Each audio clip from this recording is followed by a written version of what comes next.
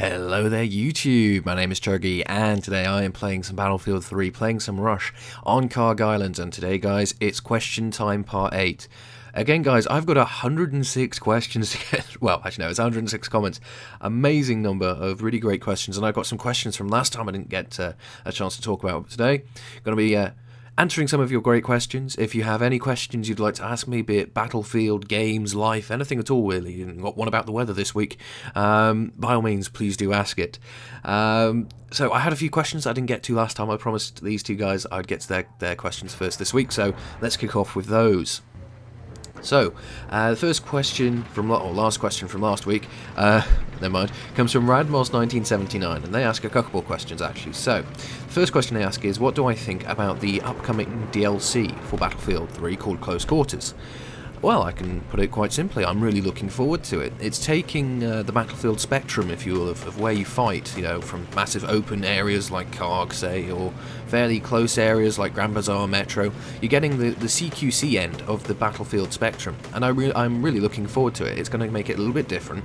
I mean, yes, we can all make the inevitable link that, oh look, they're going after the Call of Duty crowd, but still, it's fundamentally Battlefield. And when I saw the argument saying, oh, it's not Battlefield, it's not massive, there are no vehicles, it's not a Battlefield game, I went, you know, the people who are making those comments, you're not proper Battlefield players. You still have the teamwork, you still have everything else there. It's the teamwork which makes a Battlefield, not the size of the map. It's an element of it, for sure, but it's not the pure Battlefield experience. So, I personally am really looking forward to Close Quarters. And roll on June, I say. So yeah, I'm looking forward to it. The next question that they ask is, do I have any tricks or tips for setting up the sensitivity that you play Battlefield 3 with on a controller? Well, to be honest, I only have my sensitivity 1 or 2 above normal, and the reason that is I just found normal a little too sluggish. The thing with sensitivity for me is that it should be an adjustment to help you aim or move your character better. What I don't know, disenfranchised me a lot with the Call of Duty series, especially Modern Warfare 2 when it became quite prevalent, is people just setting their sensitivities to 10 because it actually gave them an advantage rather than just helping them to aim better. And frankly, if you've got like the highest sensitivity on your controller, that won't make you a better player. That'll just make it actually more difficult for you to do your job. So basically, if you want any sort of advice with the sensitivity, find something which works for you. Don't try and, you know, go for hypersensitive to make you, you know, to try and perhaps aim better or something. If it works for you, great. But just because it's a high sensitivity doesn't mean it's the only way to go.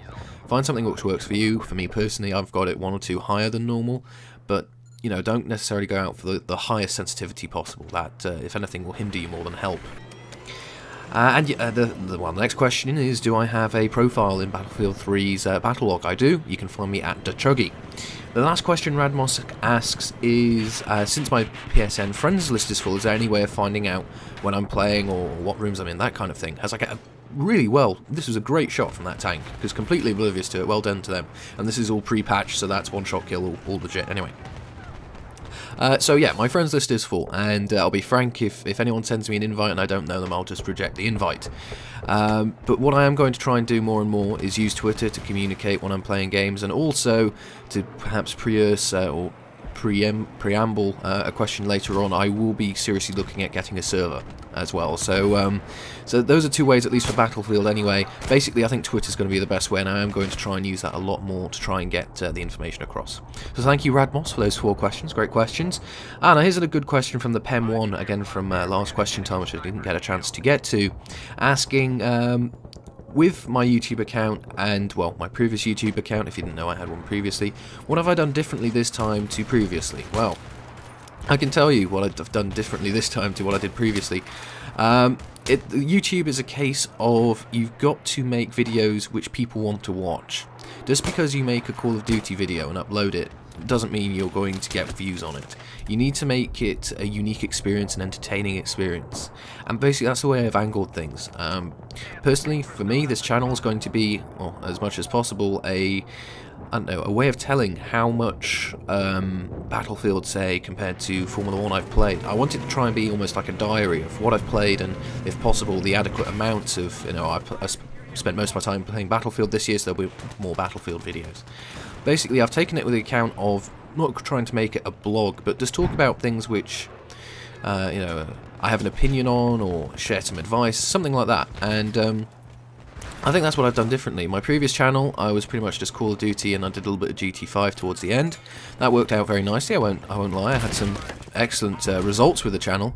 But this channel I'm much more proud of. I think that I don't know, I've got a little bit of a different approach, and evidently, you know, you guys seem to be watching and enjoying the videos from the feedback I get, and I thank you for that. And well, I'm not going to stray from that line. I think it works, and that's how I'm going to carry on. So yeah, thank you for the question, Pam, a really interesting one. Right, now on to some of the questions for this week, now that we've cleared those two out the way. So the next question this week comes from the Resmack, and they ask, what are my thoughts on bringing one-shot kills to the chest with bolt-action snipers post-patch? Well, I've already seen me get one in this game, and you'll be seeing me get a few more. I like it. The long and short is that there's kind of a cross you have to make, I guess, between realism and balance.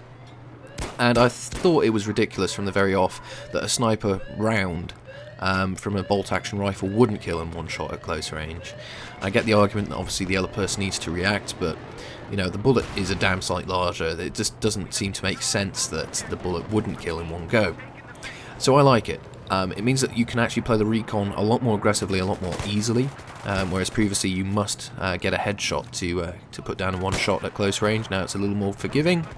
But still, it's not too, you know, ridiculously easy to do, as it was in Battlefield Bad Company 2, where you had the Magnum ammo. You have to be within 15 meters and get that torso shot, and that is not an easy thing to do. So I like it a lot, and you're going, well, basically this gameplay is me being aggressive with an M40A5. And actually, while I think about I'm using the M40A5 because the L96 is different. And I remember I mentioned this, and I know why now. The sights aren't aligned properly, or at least on the PS3 anyway. When you fire, the bullet goes above the crosshair, sort of when you're scoped in, or if you've got a sight, it goes above the crosshair, which I really don't get. And the laser on top of that isn't lined up anymore. Basically, the sights are out, and well, until that's sorted, I am not using the L96, which sucks. So if you found the L96 doesn't seem to be working as well, or it just seems a little off, that's why. It is actually off. But in a very literal case. So yeah, be aware of that. I'm a little saddened by that. But the M40A5, I must say, is a lovely rifle. I'm enjoying using it greatly. Anyway, digression. Next question this week comes from CrossX Grave, and then another cross. And they ask actually a really good question, and basically the prospect of having a bootcamp server for newer players so they can learn the art of Battlefield, you know, what to look out for, how to play the game. Do I think it's a good idea? Absolutely, I think it's a brilliant idea, and I'm surprised, even to this day, that there are no tutorials about how to behave and act on the battlefield. For vehicles, for infantry fighting, for everything. Battlefield is a very complicated game. It's one of those games, kind of like Call of Duty really, where you can get into it fairly quickly, but if you want to progress and do well, you've got to be aware of the fundamentals and work to those. So yeah, I fully back the idea of a bootcamp server. And in fact, what you might be able to find out, especially since rented servers, you'll find on ranked servers, if you go into the server browser and set up the unranked filter, you'll be getting to some unranked servers. You can mess around. There's no impact on stats or anyone else's stats. Just have a mess around and yeah, try and learn the game. But I agree, no tutorial, a bit daft, but never mind. So thank you for the question there. Next question comes from Wriggles, and there's two 9s like mine to replace the G's. And this is actually a really good question. Asking me to actually do a video on how to record your gameplays and your commentaries and all the rest as well. And this is kind of echoed a little bit later on by Dr. BCDPS3. And well, absolutely, I can do a video like that. And in fact, what I'm going to do when I get to my next big subscriber milestone, which is 2,000 views, is actually talk you through my setup and perhaps even seeing my face. I'm not sure. We'll see what happens. But yes, absolutely I can do a video about that. As a few of you know, I'm fairly unconventional. I actually play my PS3 through my iMac, which most people go, what? How is that possible? But yeah, I can absolutely talk you through that. It's a very fiddly, but it's very possible. And works quite nicely once you get it all there anyway. So yeah, absolutely I can do a video like that, and well, 2,000 subs, that will be coming, so that's a promise. And here's, so that's that question anyway, and the next question comes from CW BLE Go Movies, and this is an extension from their question last video, talking about Battlefield 1944, and I kind of got a bit confused with perhaps being 1943 or 42. Actually, no, a new Battlefield game called Battlefield 1944. Well, as I kind of mentioned in my last video, question time video that is, yeah, I could absolutely get the idea of playing a World War II shooter at the minute. Most games have gone to modern day, obviously because the last console generation it was all World War II. I wouldn't mind a little bit of variety, absolutely. So yeah, I see no harm in it, but to be honest, if Battlefield respects the, if you will, cycle that the games go through, the next Battlefield game will be 2143. And if it's not, it'll either be an extension to the Bad Company franchise. It's going to be one of those two. I don't think we'll be going back with Battlefield anyway to World War II for quite a while yet. Yeah, so there you go. Thank you for the question. And here's well, one server about renting a question about renting a server anyway, and it comes from Xenome Fires, and well, again, Dr. BCD PS3. Are you going to, am I going to rent a server? Well, in my sort of impressions of the patch, I did say that the servers were very dear. But what I am seriously contemplating doing, and I probably will do, is when Close Quarters comes out, I will probably rent the 90-day server and have a bit of a rotation on just those maps, then rotate it out a bit and change it up a bit. But yeah, basically, I'm seriously looking at doing that. I just need to save up the money to do it, basically. It's quite dear for the pricing wise, but from what I understand, it's fairly competitive for what PC guys pay as well. So I can accept that. Just I was surprised how much it was, I guess. So yeah, keep an eye out in the near future for that, and well, I look forward to setting the server up and having some good times on it. So thank you for the question. Next question this week comes from Albascott21, and they ask, what has motivated me in the early days of uploading videos to YouTube for my channel to keep going? And has that motivation changed in any way? Well, to be honest, no. My motivation for this channel, as I've kind of said, is to almost make it a little bit of a blog. Just talk about what games I'm playing, any strategies or whatever else I have to improve while playing them, that kind of thing. And that's my motivation, and I will always maintain my motivation. A lot of people, you know, initially start uploading videos of them playing games to YouTube to, you know, be an instructional aid. Some weird missile hits me but does no damage. I still don't know what that is. Anyway, digression. Yeah, what seems to happen, at least to me anyway, is a lot of people upload or start uploading videos of them playing games to YouTube with the best intentions, and well, they stray from it. They go for the money, and basically I'm being very strict with myself, sort of saying, you know, that isn't what I'm here for. I'm here to talk games. It's my hobby. That's what I do, or will be doing anyway, and that will never change. It's that motivation, I guess, which is keeping me going. I'm more interested in talking about games than earning money off the back of me talking about games, I guess, and that's how it's going to stay, long and short of it, and that won't change, and that is a promise to you. But basically, if you want to get into making videos and everything else, again, as I've kind of said, you really need to produce videos which are both different to what everyone else is doing, but what people want to watch at the same time. So obviously, you know, the Call of Duty video community on YouTube is massive, but, you know, gameplay commentaries and everything have been done to death. So hence you've got the guys like, you know, Passive Aggressive or Hidden Masters. You know, they're doing something different, and people respect that and like that. So all you've got to do is get, you know, a style which you're happy with, you know, presenting your videos, and you know, something perhaps which people haven't seen before, and you'll go a long way. And certainly from my experience, that seems to be the way that YouTube is working anyway. So yeah, great question, and thank you for that, Albascott. Next question is an F1 related one, and I thank Warrior95ML for it. And they ask, if there's one thing I could change about Formula 1 nowadays, what would it be? Tricky one, I had to think about it, but ultimately I think it's going to have to be about the removal of one man, and that will be Bernie Ecclestone. Now, don't get me wrong, Bernie has done an awful lot for the sport. It was an unorganised rabble back in the 70s. He's done an awful lot of good work for the sport, but these days I think he's just losing it a bit. I mean, he's had ideas for putting shortcuts into track sprinklers. It's all artificial and all crap. If he wants, you know, Formula 1's meant to be a sport. It's not meant to be a spectacle, and there are motorsports or sports in general which are both, but that's because of just the nature of the way that they are. So yeah, Bernie I think needs to be removed, or at least simmered down a bit, taken off some of the crazy pills. No disrespect, Mr. Ecclestone, but still, you know, calm down a bit, and I think that would improve the sport greatly. I mean, this year the cars are so close, we're going to get the spectacle anyway. But there's no need to, you know, artificially increase that spectacle to try and get viewers and whatnot. So that's my view on it anyway. You know, you got to thank Bernie. He's done an awful lot of good stuff for the sport, as I've already said. But yeah, I think he just needs to calm down a bit, and the sport will go even further. Anyway, now this play right here, I want to call out this guy. Amazing trap. I couldn't believe that he had seen me, but he actually baited me into that trap perfectly. So Maestro 0327, amazing play, sir. I particularly enjoyed that. That did make me laugh. Anyway, again, digression. So thank you, Warrior, for that question. Yeah, Bernie needs to calm down a bit. That's my own anyway. Next question this week comes from John Osterling, sorry if I've said your name wrong there, and their question is, well, let me just read this through quickly. Right, so this is about actually YouTube again, and being, I don't know, a bit more professional and going for partnership and things. Now, obviously partnership allows you to earn money and everything else, and I think I've been pretty clear in saying that I'm not interested in earning money from the videos, and I stand by that. Being interested in partnership, however, I think is a different line completely and utterly.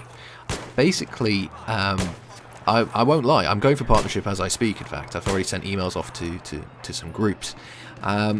Partnership is a great tool. It will allow me to do some really neat and interesting things on YouTube, which I really want to do.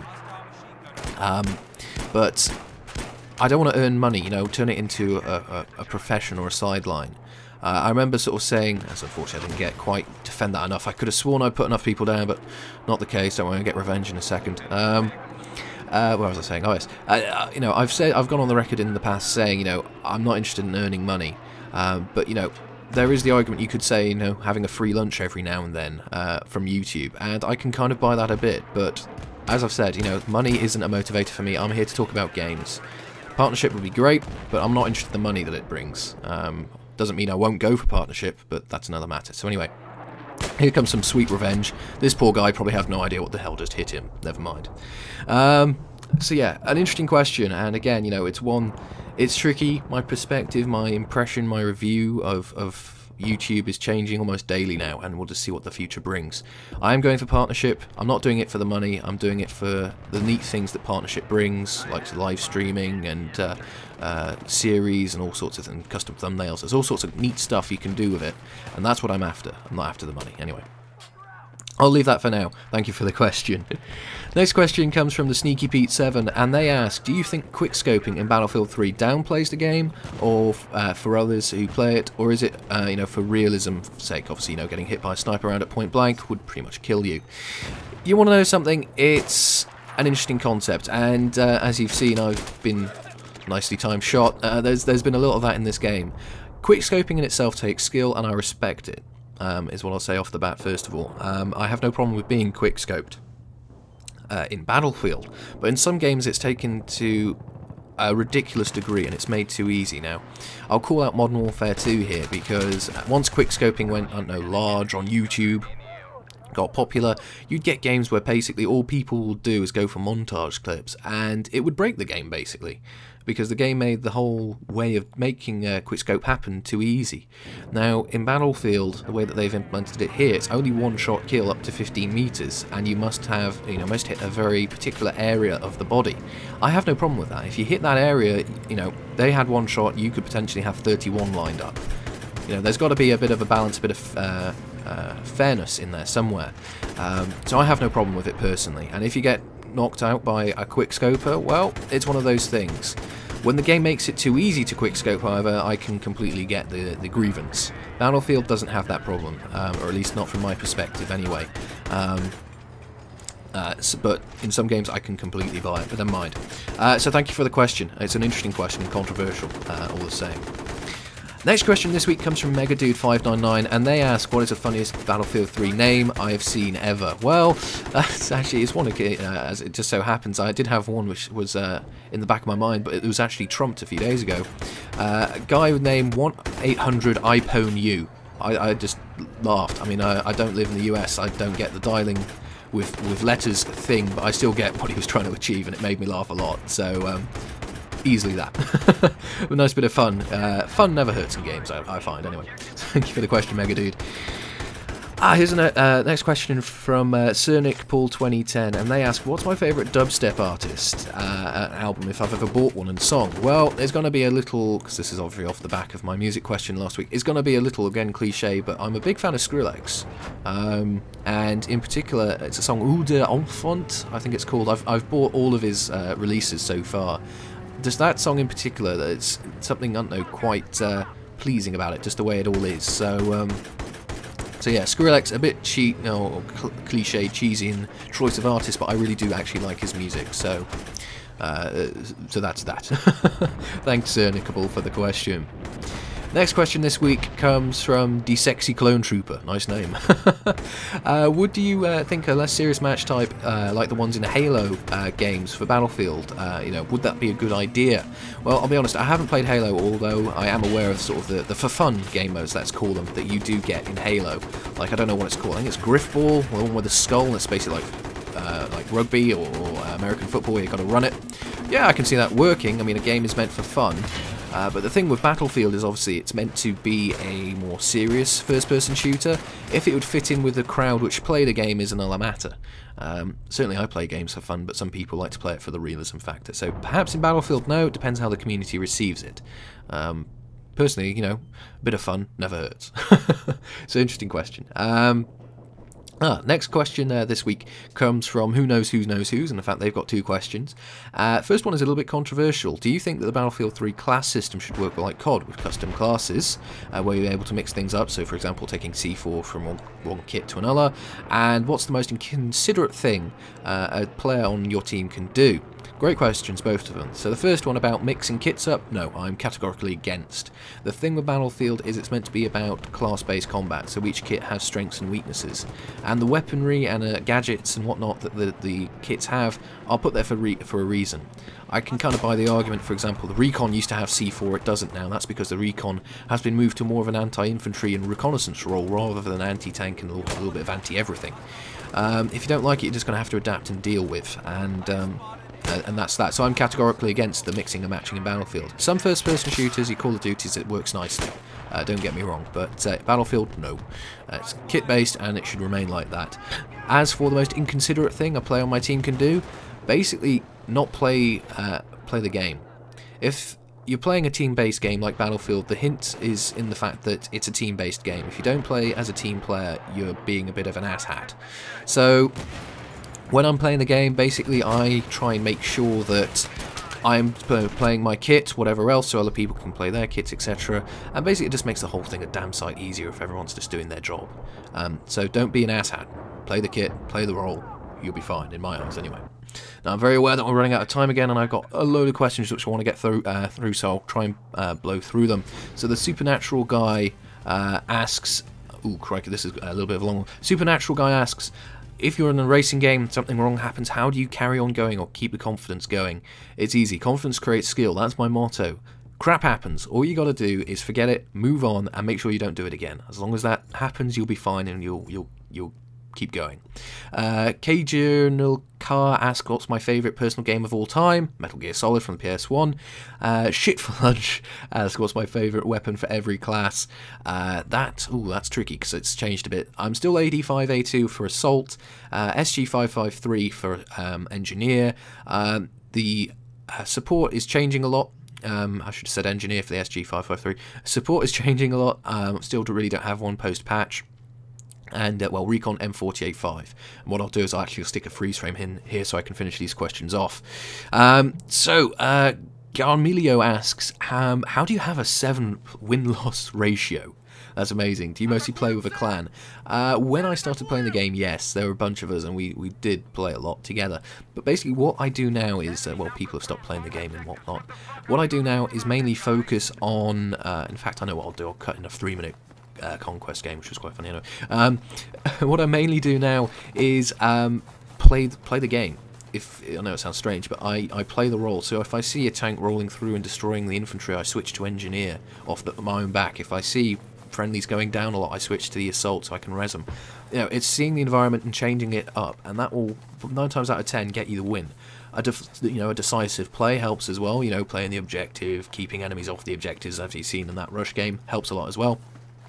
But read the environment and make the right decisions. That's the tricky one. Well, anyway. So thank you for the question. Nike Air... Oh, blimey heck. Nike Air and Crisps... Sorry if I butchered your name, asks... what are my thoughts on the Battlefield ranking system versus something like Halo where the ranking is based solely off wins? Well, I've never played Halo, so I don't know how the ranking system works, but basically my impression of the Battlefield ranking system as it stands is fine. The skill statistic for matchmaking is crap, it needs to be thrown away, but other than that, never mind. Yeah, well, basically, bottom line is statistics are meaningless. Yeah, they show that you've played well in the past, but that's no indication of how you're going to play in the future. If you want to try and gauge yourself against other players, yes, stats can be useful, but to be honest, they won't help you in future games. It'll only ratify that you perhaps have played better in the past. So stats can be useful for grading as a metric, but to be honest, I think stats at the same time are completely useless. So take them with a pinch of salt, use them to perhaps spot areas of weakness and to improve, but also remember that they aren't important in the long run. It's how you play for the future, which is what you need to bear in mind. So, interesting question. Thank you, Nike Air. Nike Air Crisps. Blimey now, I'm ruining your name. Sorry, sir. Next question comes from Boist12. Would you like to see sniper rifles do one-shot kill at any range, or do I like the current balance? One-shot kill at any range was in Battlefield 2 Modern Combat, and it was abused. So I like how it is now. To answer that quickly, Mr. Doc Opossum asks how is the weather? It's beautiful. It's absolutely beautiful, guys. Not a cloud in the sky. I've cut no picture. It's lovely. Thank you for that. And the next question and final question this week comes from Nay James 123, and they ask, what do you think about the new server rotations? Do you prefer them or the old server setup? I like them. Gives a bit of variety. If you want to play the old setups, they are there. You just have to find them. And besides, if you think you're one of the best players out there, you should be able to play both modes and be able to adapt on the fly. So I like them. Yeah, it's a little inconvenient. You go into a conquest game and it switches to rush, but still, it's Battlefield. Battlefield is Battlefield. You just got to work with it. So guys, hopefully I haven't had to stick another freeze frame in to carry on with my rambling, but those were all the questions. Thank you for them. I'm so glad I got through them because there were loads of really great questions this week. Thank you for them. Challenge Chuggy has been selected for next week, and I'd just like to curse Tom from my squad who's proposed this one. Yeah, G18 only, a 2 KDR and a 50-meter headshot. Any kit, no vehicles. Thank you, Tom, you little man. Well, I'll deal with you later, but that's my challenge. Find out next Wednesday what happens. Again, only one video a week for the next few weeks, but find out next Wednesday what happens then. And guys, thank you so much for your questions. As always, if you have anything you'd like to ask me, please do leave it as a comment below. If you could leave a like, dislike, whatever you believe this video deserves, that'd be fantastic. And if you're new to my videos, you can always subscribe. So guys, I've been Chuggy. I hope you've enjoyed the gameplays as it's turned out, and I'll see you next time out on the battlefield.